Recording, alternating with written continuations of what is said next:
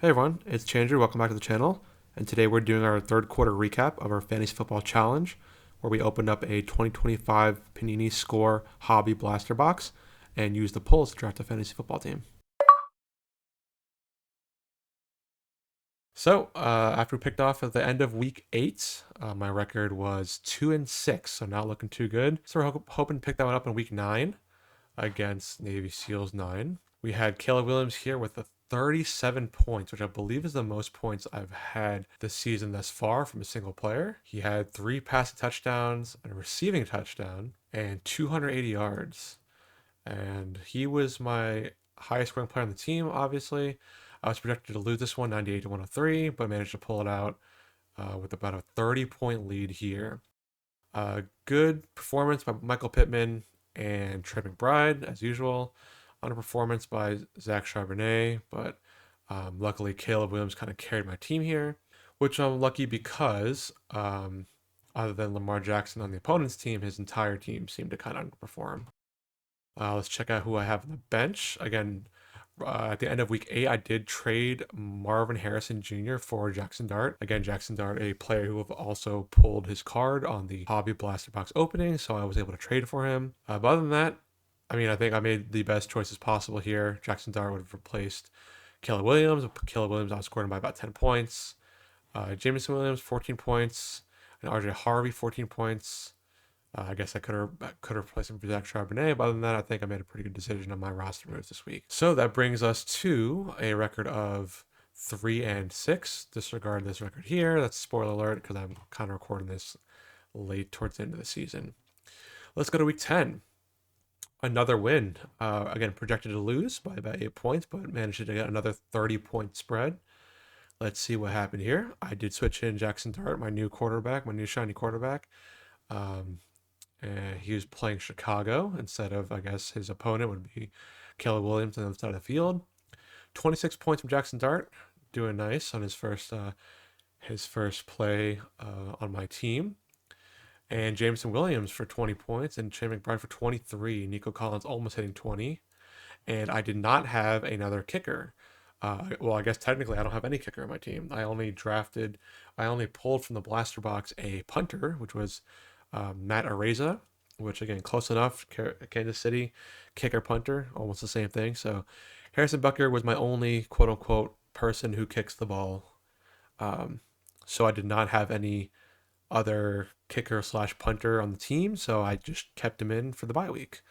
I thought that was going to kind of bite me in the ass, but I managed to win by 30 points. So I didn't even need his points anyways. Mostly because Garrett Wilson ended up being injured, I believe, in the first quarter. And then basically the rest of his team just kind of underperformed. Looking here, AJ Brown only scored 2 points. Robinson underperformed. But other than that, I think I had a lot of my team at this point, you can kind of see it's kind of basically just kind of boom or bust. With the big booms being Jackson Dart, Jameson Williams, and Trey McBride, Nico Collins, and the big bust being RJ Harvey and Michael Pittman. At this point, Michael Pittman's been kind of again hit or miss, averaging either 2 or around 15 points for the week. And I had to show love to my New York Jets. I put them in this week against Cleveland, so we've had a head-to-head for the defense as well. The Jets with 2 returning touchdowns. I believe it was the back-to-back special team touchdowns, 6 sacks, and allowing 14 to 20 points. And then again, the other team, he had the Browns, which recorded 3 sacks and interception. I was super surprised that I was able to win with the kicker on bye week. But again, I had a few studs that kind of pulled my team with a couple people on the shortcomings. So here I have Caleb Williams for 25. So Jackson Dart still overperformed Caleb Williams. So good move there. Zach Charbonnet, could have added him. But other than that, still had Mike Evans on the injured reserve as well as Jaden Reed. So another 30-point spread. So now again, ignore this record here, but our record will now be 4-6, 4 wins, 6 losses. But a big win here, 30-point spread, projected to lose as well, second week in a row. So let's go into week 11. Week 11, again, projected to lose by about 2 points here. But again, I managed to get another 40-point spread here against Bear Down. So So let's see what happened. So Caleb Williams a little bit underperforming, 10 points, projected 17. But big performances from, again, a boomer bust. George Pickens doubled his projected score. Nico Collins, almost 20 points. Travis Etienne, almost 20 points. Trey McBride, 20 points. Jameson Williams, almost 18 points as well. I did draft the Miami Dolphins as I had a couple players from the Dolphins, a couple of defensive players that I did pull from my blaster box. So I did draft a Dolphins player, so I was able to draft the Dolphins defense. So only allowed 13 points, or get a one fumble recovery and an interception for 9 points total. Let's see here. So other team, Amon-Ra St. Brown. I think last time against Bear Down, Amon-Ra kind of popped off, so it was good to see I was able to win this one. Amon-Ra only held 242 receiving yards. Unfortunately for him, James Cook, Derrick Henry, and Jason Myers could not pull his team to a win. Ibuka underperformed about a third of his points. But yeah, let's see who we had on the bench. Jackson Dart, I think, was injured at this point. Other than that, kind of a couple under 10-point performances. So I think I made the right decisions here with who I benched and who I played for the week. So yeah, huge win, 40 points. And let's see, we are at 5-6 at this point. Let's see how we can get to week 12.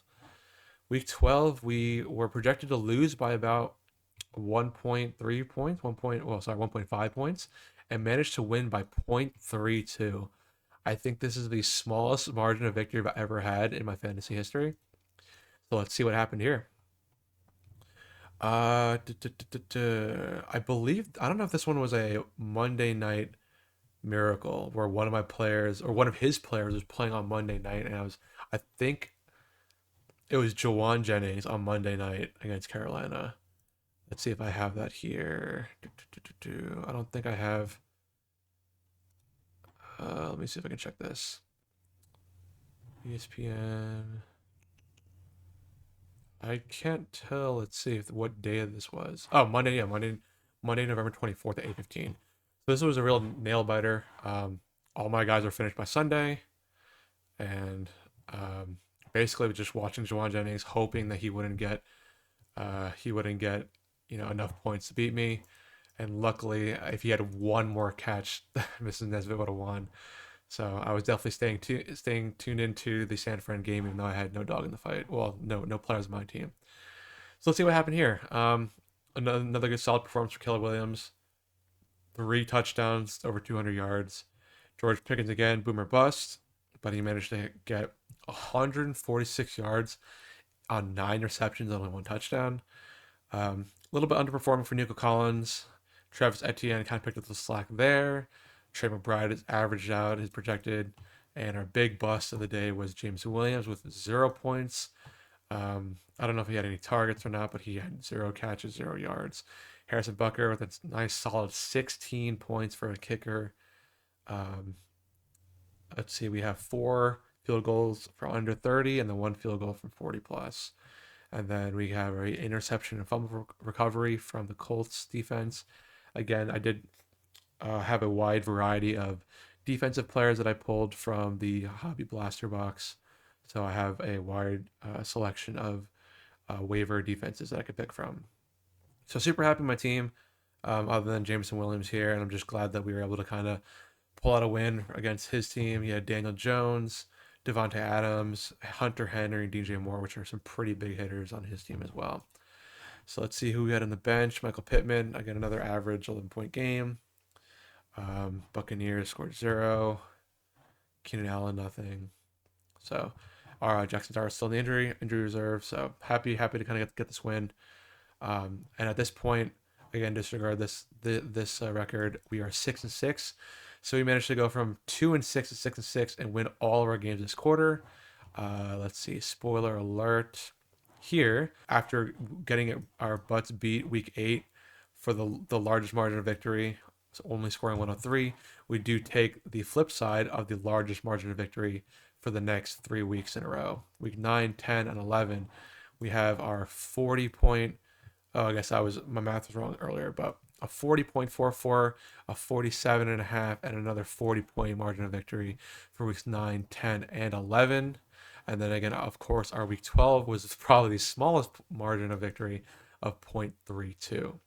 So things are looking up. I somehow managed to kind of pull my season out of a tailspin and managed to win 4 in a row thanks to my teams and a couple big performances by some of my big hitters, our quarterbacks Caleb Williams and Jackson Dart, as well as big performances from like Travis Etienne, George Pickens, and Trey McBride as well. So we're going 500 going into week 13. So stay tuned for that and see if I can finish this fourth quarter strong and make it to the playoffs. Thanks for watching, everyone.